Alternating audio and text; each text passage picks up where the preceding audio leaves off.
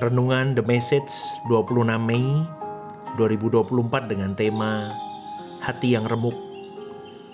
Saudaraku, kalau kita terus setiap hari mendengarkan kebenaran-kebenaran yang murni, itu adalah sesuatu yang bagus loh. Karena sampai di titik di mana kalian mendengarkan kemurnian-kemurnian ajaran itu, maka kalian bisa sampai di titik berkata begini, hidupku diubahkan karena kebenaran sejati ini. Ya, tetapi saya mau mengingatkan saudaraku, ketika engkau mendengarkan renungan-renungan seperti ini dan kau hidupmu mulai diubahkan, jangan pernah berhenti untuk berubah.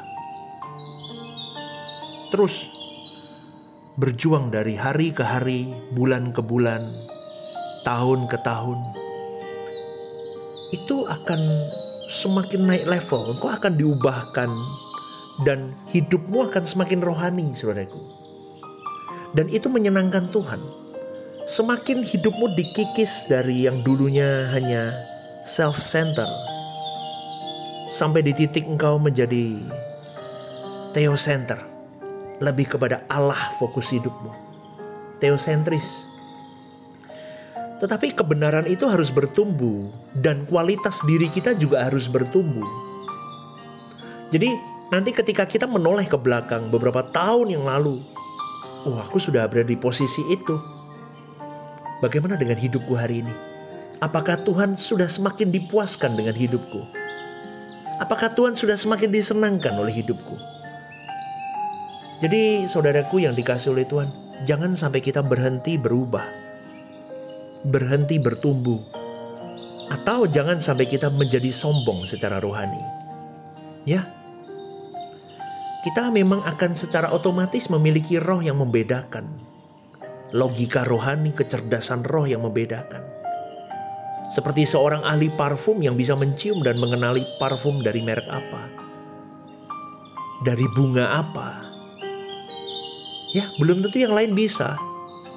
Kita sudah bisa karena sudah terbiasa, saudaraku, melatih diri mendengarkan sesuatu yang murni. Renungan-renungan yang murni, khotbah yang murni. Itu terlatih. Dan itu jadi otomatis Anda semakin mengerti, semakin peka. Seperti montir mobil yang canggih ya. Suka diajak orang sebelum membeli mobil, montir ini diajak untuk melihat mobil ini, untuk memeriksa kondisi mobil. Kita tidak ngerti karena kita tidak tahu mobil ini sehat apa enggak tahu. Tapi seorang montir yang sudah terbiasa, dia tahu. Yang ahli dia tahu. Ya, jadi setelah cerdas dalam mengerti ajaran-ajaran mana yang murni, yang tidak, saudaraku, jangan lalu menghakimi. Itu bisa menyakitkan, saudaraku. Ya, orang-orang itu bisa jatuh. Kita bisa jatuh karena tidak menggumuli keadaan dirinya. Dia lupa seakan-akan pengertiannya akan kebenaran yang murni ini itu dipelajari untuk menyerang orang. Bukan. Itu tidak bisa membuat dirimu menjadi berkualitas, saudaraku, kalau engkau tidak berjuang mempraktekkan kebenaran murni itu yang ada di akali kita di dalam tindakan konkret. Percuma. Itu malah jadi bahan untuk menyerang orang. Tetapi kebenaran yang murni yang kalian dapatkan ini harus diaplikasikan di dalam keseharian hidup. Supaya hidup kita berkualitas. Coba kita tanya ke Tuhan, hidupku berkualitas enggak ya Tuhan di matamu? Dan yang menyedihkan lagi kalau kita tidak berdoa. Kita bisa belajar mendengarkan renungan-renungan begini yang sejati, yang murni kau dengarkan, tapi tidak pernah berdoa. Aduh, itu bahaya, saudaraku. Ya, kau harus punya waktu bersama dengan Tuhan pribadi, doamu pribadi dengan Tuhan. Itu harus. Ya, tidak boleh hanya mengandalkan mendengarkan khotbah, mendengarkan renungan-renungan ini. Tidak bisa. Memang ini semua mengubah hidup kalian, betul. Tetapi ada tahap di mana kalian memang harus bertemu dengan Tuhan secara pribadi, secara langsung. Dari 5 menit pertama yang saya ajarkan, duduk dekat kaki Tuhanmu. Katakan apa yang bisa kau katakan. Mengalir saja dengan Roh Kudus. Roh Kudus membantu kok pasti. Apa yang salah dalam hidupku ya Tuhan? Tolong tuntun aku.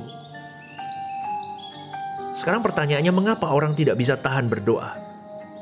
Karena kalau lidahnya masih terikat mengecap sesuatu yang enak, selera mata, selera telinga, hobi, kesenangan tertentu, maka tidak bisa berdoa lama, saudaraku. Betul, kebenaran-kebenaran seperti ini didengar bagus, ya. Tetapi duduk diam di kaki Tuhan itu sebuah kemutlakan dan itu tidak bisa digantikan dengan yang lain. Jangan melarikan diri hanya karena ingin mengisi akalimu dengan pengetahuan-pengetahuan kebenaran yang murni. Engkau dan saya harus punya waktu duduk diam di kaki Tuhan, saudaraku. Bagaimana firman itu dihidupkan di dalam hidup kita supaya kita bisa menemukan diri kita di dalam pertolongan oleh Roh Kudus. Maka kita harus bertanya setiap hari, apakah Tuhan senang dengan keadaanku hari ini? Apakah keadaanku sudah sesuai dengan apa yang Allah kehendaki atau belum? Anda harus bertanya terus, saudaraku. Maka di dalam setiap kesempatan saya berkhotbah, saudaraku, saya selalu berkata dimanapun Tuhan izinkan saya berkhotbah, saya berkata, bercerminlah kepada Tuhan itu sendiri, kepada Yesus. Bagaimana hidupmu hari ini? Maka kita harus belajar mengikat tubuh kita di hadirat Allah. Kau bisa katakan begini, aku ikat tubuhku di hadirat-Mu Bapa. 5 menit ini, 10 menit ini, 1 jam ini, 2 jam ini, aku ikat jiwa, pikiran, dan perasaanku untuk aku duduk diam. Aku mau duduk diam, aku mau diikat oleh kebenaran-Mu. Aku mau berurusan dengan Engkau. Aku mau face to face dengan diri-Mu. Karena Tuhan suka dengan orang-orang yang begini, saudaraku. Betul. Betul. Jika tidak, nanti kita akan menjadi orang yang arogansi kalau kita hanya memenuhi akal kita tanpa diikuti pertumbuhan spiritual. Jadi sok pintar, sok menggurui, menjadi orang-orang yang suka menghakimi. Bahaya, saudaraku. Maka tidak boleh ya ada kesenangan apapun selain Tuhan. Apapun itu tidak boleh. Kita harus duduk diam lalu mengikat tubuh, jiwa, pikiran, dan perasaan kita. Memang kita membutuhkan renungan-renungan, khotbah-khotbah. Tetapi lebih dari itu, bagaimana kehidupan kita sesuai atau tidak dengan kehendak Allah. Sehingga kita itu bisa dikecap Tuhan atau tidak si hidup kita. Hidup kita menyenangkan Tuhan atau tidak. Kita harus berubah terus, saudaraku. Secara bertahap kita harus berubah. Kita harus menyenangkan Tuhan lebih tinggi, lebih berkualitas hari demi hari. Semakin naik kelas, saudaraku. Dan haus dan lapar akan kebenaran itu seberapa? Itu masalahnya. Sering kita makan dalam keadaan tidak lapar, betul atau tidak, saudaraku? Memang ada orang berkata, jangan makan menunggu lapar, nanti makanannya jadi kebanyakan. Tetapi kerinduan untuk berkeadaan sesuai kehendak Allah itu harus sedalam-dalamnya. Jadi kalau kita lapar dan haus pada tingkat tertentu, tubuh kita stres, saudaraku. Kalau jiwa kita dalam tingkat tinggi ingin menjadi seorang yang sesuai dengan kehendak Allah, maka akan mengalami yang namanya remuknya jiwa itu, remuknya hati itu. Sehingga kita hanya punya satu sumber yang bisa kita konsumsi, yaitu Tuhan saja. Lalu kita bertanya, bagaimana aku bisa berkeadaan sesuai dengan yang Dia kehendaki? Masalahnya adalah kita pikirannya tidak di situ. Pikirannya bagaimana aku bisa kaya ya? Bagaimana penyakitku bisa sembuh? Kapan aku punya jodoh ya? Kapan aku punya anak ya? Saudaraku, bagi orang Kristen yang baru tidak masalah begitu. Karena belum mengerti ya. Tetapi kalau engkau sudah mengenal Yesus, engkau sudah mengenal pribadi Bapa, tidak ada yang kita ingini kecuali Tuhan itu sendiri. Maka kau harus punya hati yang remuk. Kau harus punya hati yang benar-benar remuk di hadapan Tuhan, sehingga kau bisa memaknai hidupmu dengan benar.